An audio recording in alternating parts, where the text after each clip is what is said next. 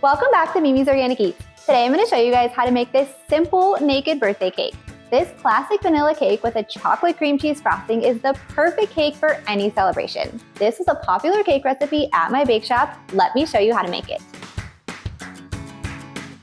So the first step in making this simple naked birthday cake is going to be preheating your oven to 350 degrees. And now this cake recipe is so simple, you guys. You can make it in your stand mixer, you can make it with a hand mixer, or you can just make it with a bowl and a whisk. Whatever you want to do is totally fine.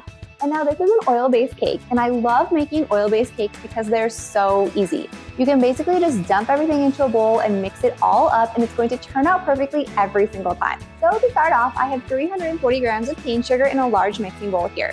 And next I'm going to add in 3/4 cup of organic canola oil. And if you guys are avoiding seed oils, you can use extra virgin olive oil or avocado oil in its place, and that will be totally fine. So canola oil has the most neutral flavor, which is why I like using it in baked goods.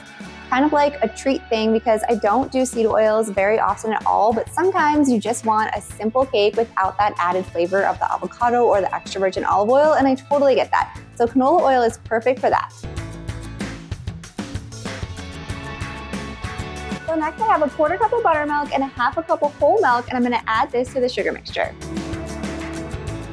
And I'm using just a little bit of buttermilk here because we're going to get a little tang from that, and it's going to make this vanilla cake have just a little bit more flavor. And if you guys don't have buttermilk, that's totally okay. You can use all whole milk, or you can even make your own buttermilk at home just by adding 1 cup of whole milk and 1 tablespoon of either lemon juice or white vinegar and mixing it up, and you have homemade buttermilk in like 2 seconds. So next I'm going to add in 3 large eggs.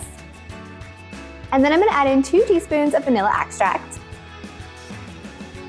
So I never weigh vanilla extract because I owned a bakery for 10 years, and so I know how much 1 teaspoon is just by pour.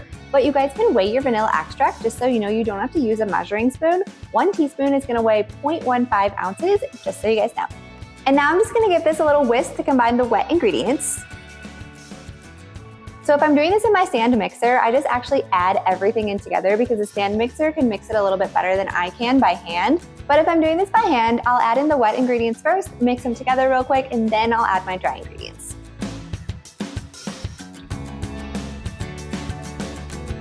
Like I was saying, with this oil cake, you can't really mess it up as long as everything is mixed in well. You guys are gonna be totally fine. So next I'm gonna add in my cake flour, baking powder, and salt. And it's super important to use cake flour when making this cake because it's going to give it that light and tender crumb. If you guys don't have cake flour, you can easily make it at home using all-purpose flour and cornstarch. I'll link that recipe in the description for you guys so you can check it out. And since I'm doing this by hand, I traded my whisk for a spatula at this point because that way the flour doesn't get all stuck in the whisk, which really bothers me. So I'm going to fold this in until we have a nice and smooth cake batter.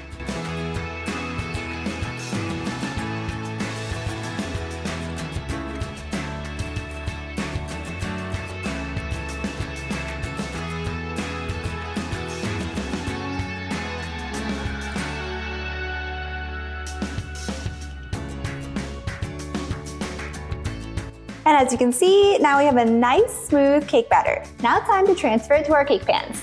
So I always line my cake pans with non-toxic parchment paper. This ensures that nothing is stuck to the bottom and I can easily remove these cakes without any issues.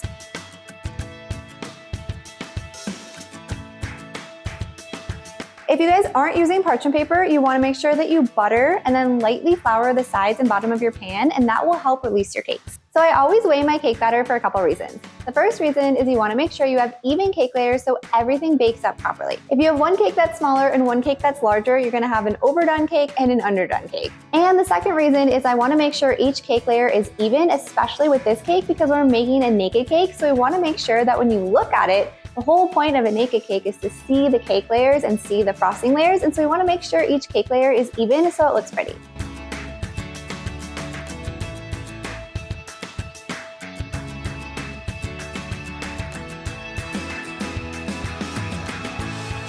Now we're going to bake these at 350 degrees for about 35 minutes. Always ensure that your cake is done by testing it before it comes out of the oven.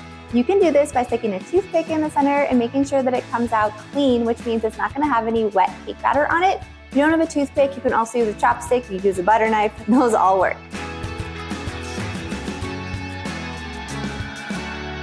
And now once your cakes come out of the oven, you want to let them cool completely before frosting them. If you frost cake when it's hot, the buttercream frosting will just start to melt into the cake, and trust me, that is not good. So you wanna make sure that these cool completely. So as your cakes are cooling, you can start making the frosting. We're making a chocolate cream cheese frosting to go with this simple vanilla cake. This classic birthday cake flavor is one that everyone is going to love. So I have 170 grams of softened butter in my stand mixing bowl. Now you wanna do this frosting with your stand mixer, or you can do it with your hand mixer if you prefer, but I think the stand mixer is so much better if you guys have one. And then I also have 170 grams of cream cheese, and you guys can use cream cheese from a block or from a tub, either will work. So we're gonna add our cream cheese into our butter. And then I have some dark chocolate, and I'm just using my favorite mini organic dark chocolate chips. You guys could use regular dark chocolate chips, a chopped up dark chocolate bar if you want. But if you're using chocolate chips, just be sure that there's no stabilizers in them, so that way they melt easily, because we're gonna melt these. So you guys can do this in a double boiler, or you can do this doing 30-second intervals in the microwave, which I'm gonna do because we're just gonna put this into the frosting, so we just need to melt this chocolate. So if you guys are using a chocolate bar, you wanna make sure that you chop it up into small pieces. This way it melts easily. So if you're doing the microwave method, you wanna make sure that you're doing 30-second intervals and then stirring between each one. This is going to prevent the chocolate from burning. So we wanna make sure that it's stirred, and then if it needs to go back in, pop it back in for another 30 seconds. So while the chocolate is melting, we're gonna add 454 grams of powdered sugar to our mixing bowl with the butter and the cream cheese. You wanna make sure that you're sifting your powdered sugar anytime you guys are making frosting. This is super important. This is gonna remove any clumps and make it really smooth and creamy. Powdered sugar can clump really easily when it's stored in the pantry, so you wanna make sure that you sift it so you get that smooth and creamy frosting.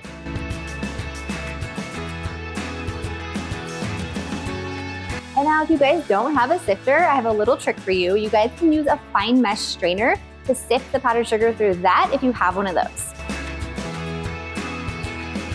And I also have a little bit of Dutch cocoa powder that we're gonna add into this as well, and you wanna make sure that this is sifted too. And now our chocolate is nice and melted, and we're gonna add this dark chocolate into the bowl as well. Now we're gonna mix this on low until everything is combined, and then we're gonna speed the mixer up to high, and we're gonna whip it for quite a few minutes until it's light and fluffy. And so a little trick when you're starting out making your frosting with your stand mixer is I'm gonna pulse the mixer just like a few times. This is gonna help combine the butter and the powdered sugar so it doesn't go flying everywhere.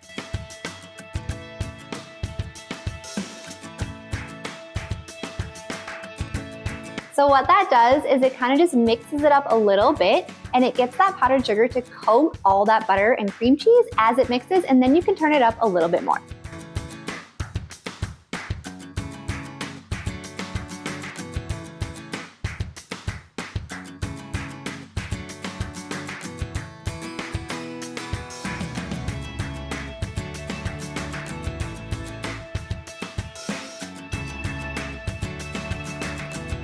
So you guys wanna make sure that you scrape down the bowl at least a couple of times while you're mixing. You wanna make sure that everything is combined.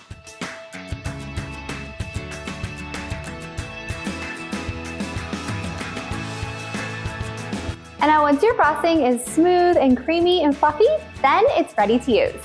So we're gonna transfer this to a piping bag with a Teco tip number 827.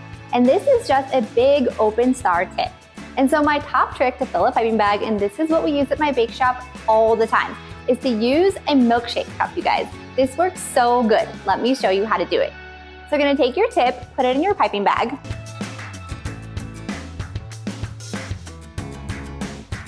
And then you wanna cut an opening just big enough so that the decorative part of the tip comes through.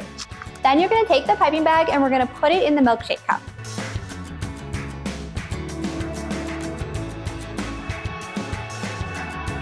Fold over the sides, and then you can easily transfer your frosting to the piping bag. If you don't have a milkshake cup, you could also use a really large beer glass or a small vase as well.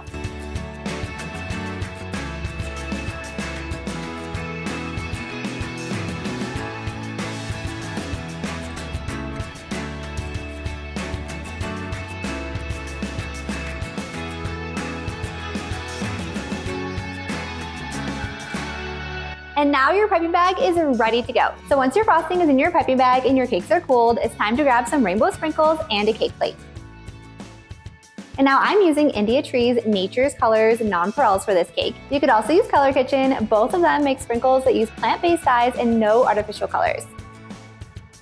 You could even use classic rainbow sprinkles for this cake, or you could leave them off entirely, totally up to you guys. So I just have a simple marble cake plate here, which is what I'm gonna put this cake on. If you guys are using a cake stand, you could use that. Whatever you want to display your cake on is what you wanna grab right now. Then we're gonna take out our first cake.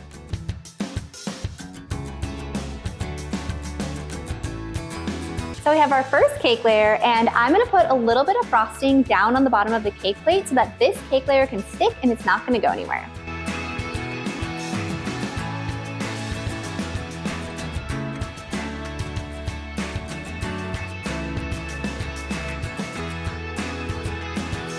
And so whenever I'm stacking layer cakes, I always do the first cake layer bottom side down.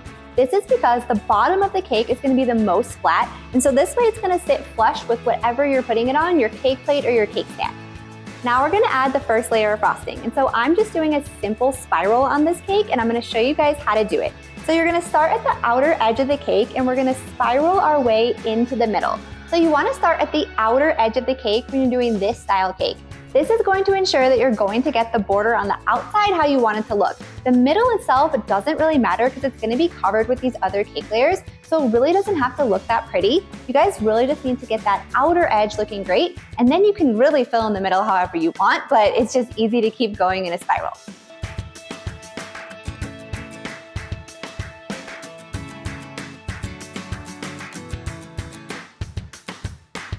And there's our first layer. If you want to add a little bit of rainbow sprinkles, you can do that here.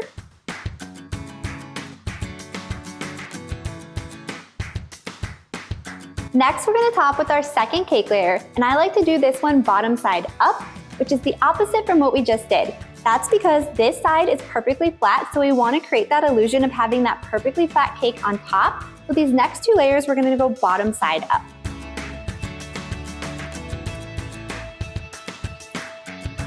And now we're just gonna do the same spiral design of the frosting on this layer as well.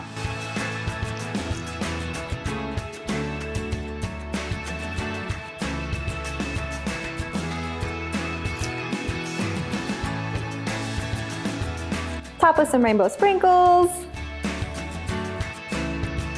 And then we're gonna add our last cake layer, and we're gonna go bottom side up with this one as well.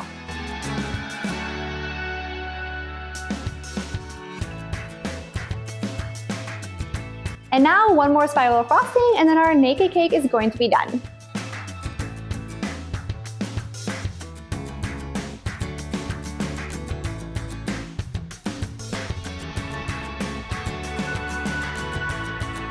And some rainbow sprinkles. And now it's done. Look at how beautiful this naked cake is, and it was so easy to make. This is one of my favorite ways to decorate cakes because it looks so stunning and beautiful, but it's really quite simple. So once your cake is done, it is ready to serve. If you guys have extra cake, you want to make sure that you store it in an airtight container in the fridge because of the cream cheese frosting.